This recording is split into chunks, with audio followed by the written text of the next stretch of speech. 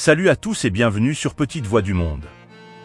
Je suis Laga, votre guide pour cette aventure extraordinaire à travers les histoires d'enfants du monde entier. Aujourd'hui, je souhaite vous présenter une histoire captivante qui met en avant les différentes exigences à prendre en compte avant de choisir son épouse.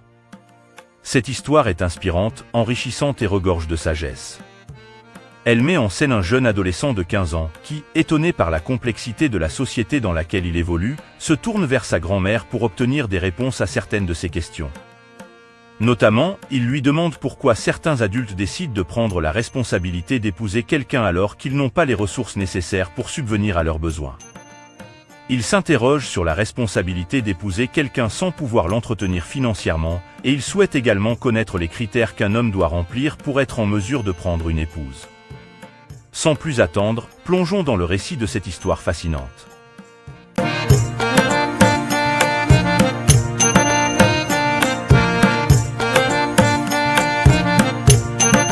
Dans un petit village, un jeune adolescent du nom d'Ali se retrouva perplexe face aux complexités de la société dans laquelle il grandissait.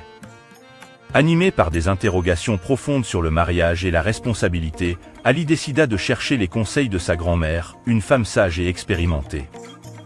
Un après-midi ensoleillé, Ali s'assit près de sa grand-mère sous un arbre séculaire, symbole de sagesse et de continuité. Il la regarda avec des yeux curieux et posa ses questions avec sincérité. « Grand-mère, pourquoi certains adultes prennent la responsabilité de prendre une épouse même s'ils savent qu'ils n'ont pas les moyens de subvenir à leurs besoins? Est-ce responsable de prendre une épouse sans avoir les moyens de l'entretenir? Quels sont les critères qu'un homme doit avoir avant de prendre une épouse ?» La grand-mère, sentant la préoccupation de son petit-fils, sourit tendrement et débuta son récit. « Mon cher Ali, le mariage est une étape importante de la vie, et prendre une épouse est une responsabilité sérieuse. Avant de s'engager dans une telle union, un homme doit réfléchir à plusieurs critères essentiels. » Elle commença par souligner l'importance de la stabilité financière. L'un des critères fondamentaux est d'avoir une stabilité financière. Cela ne signifie pas nécessairement être riche, mais plutôt avoir la capacité de subvenir aux besoins de sa famille et de prévoir l'avenir. La grand-mère aborda ensuite la question de la maturité émotionnelle. Prendre une épouse nécessite une maturité émotionnelle. Un homme doit être prêt à assumer les responsabilités familiales, à résoudre les conflits avec sagesse et à faire preuve de compréhension envers sa partenaire. Elle souligna également l'importance de l'amour et du respect mutuel.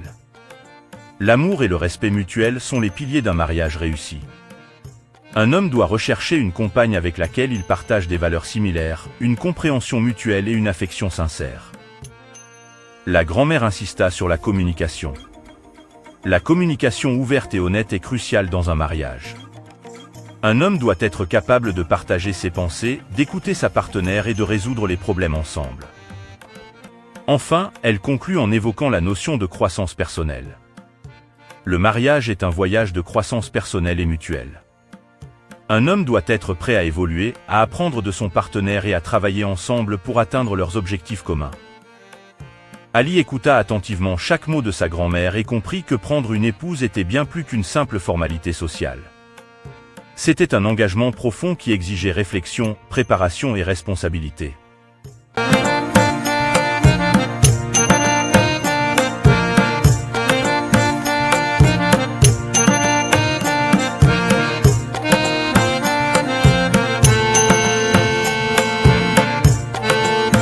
Ainsi, armé des enseignements sages de sa grand-mère, Ali grandit avec la conviction que le mariage, lorsqu'il est abordé avec respect, amour et responsabilité, peut être une source d'épanouissement et de bonheur dans la vie d'un homme.